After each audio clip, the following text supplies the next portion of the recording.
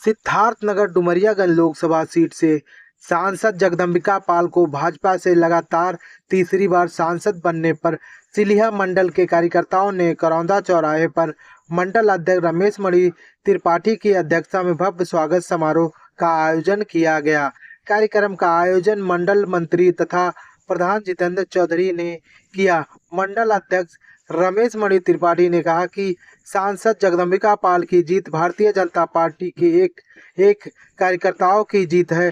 डुमरियागंज के राजनीतिक इतिहास में जगदम्बिका पाल का चौथी बार सांसद के रूप में प्रतिनिधित्व करना गर्व का विषय है। जो सांसद का डुमरियागंज की आम जनता के हर सुख दुख में साथ खड़े रहते हैं। पाल की जीत भारतीय जनता पार्टी के लिए बड़ी उपलब्धि है। प्रधान संघ ब्लॉक अध्यक्ष गंगा मिश्रा ने कहा कि जगदम्बिका पाल विजय भारतीय जनता पार्टी तथा चिल्हिया मंडल की बड़ी जीत है।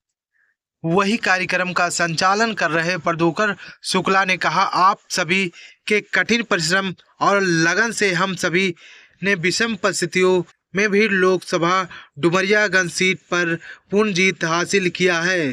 सांसद जगदम्बिका पाल ने कहा, आप सभी के सहयोग के लिए मैं हृदय से आभार देता हूं।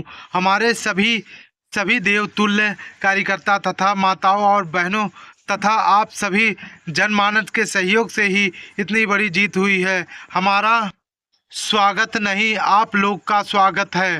गठन भी हो गया और 2 महीने बाद भी लोग आपका स्वागत समारोह कर रहे हैं, क्या कहना चाहिए? नहीं, देखिए, स्वागत नहीं है, आशीर्वाद समारोह है। मैं तो ये मानता हूँ कि इस आशीर्वाद से हमें काम करने के प्रति ऊर्जा मिलती है और निश्चित तौर से ये भरोसा भी है। नहीं तो शायद चौथी बार, जबकि इस बार प्रदेश में कुछ अलग परिस्थितियां थी। छठे फेज में जैसा मैंने कहा कि 14 सीटें थी छठे फेज में, जिसमें 11 भारतीय जनता पार्टी सफल नहीं हो पाई। अगर मुझे सफलता दिया और न यहाँ कोई जात चली न बिरादरी चली, तो लोगों को ये उम्मीदें हैं कि जगदम्बिका पाल हमारे सुख दुख के साथी है। और आप देख लीजिए, चुनाव भी खत्म हुआ, मैं उसी तरह से फिर चाहे बाढ़ आई हो तो गांव-गांव में मैं गया, लोगों के बीच में राहत कार्य भी करता रहा। AK शर्मा जी प्रभारी मंत्री को लेके आया, कल फिर मैं एक गांव में राहत कार्य में जा रहा हूँ। तो सरकारी राहत कार्य भी बटे, खेतों का मुआवजा मिले उसके लिए सर्वे कराने का काम।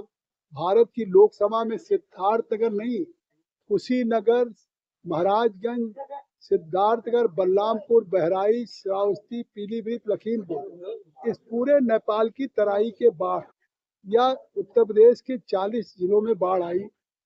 सारी प्रमुख नदियां, चाहे गंगा हो, राप्ती हो, बूढ़ी राप्ती हो, यमुना हो, बाणगंगा हो, सरजू हो, इन सब नदियों में जिस तरीके से इस बार बाढ़ आई, इस सवाल को सबसे पहले लोकसभा में हमने उठाया। सरकार से मांग किया कि बाढ़ राहत कार्य किया जाए, लोग जो विस्थापित हो गए उनके लिए पुनर्वास का कार्य किया जाए, फसल का नुकसान का सर्वे दिया जाए। तो आज ये जनता इसलिए प्यार करती है, आशीर्वाद देती है कि हमारी समस्याओं के समाधान के लिए जगदम्बिका पाल हमारी आवाज को लोकसभा में उठाते हैं। सरकार मुख्यमंत्री योगी आदित्यनाथ जी को लाते हैं, उनसे काम प्रशासन के ऊपर प्रभाव से, तो इसलिए इनका प्यार है। और ये मेरा भी अपना है कि मेरा भी जीवन, मुझे भी इन्हीं लोगों के बीच में एक संतोष मिलता है। और इसीलिए आप देखिए कि इधर पिछले दिनों मैंने ऑपरेशन कराया, फिर भी मैं हर शनिवार इतवार को इस लोकसभा चलने के बावजूद भी मैं इनके बीच में हूँ।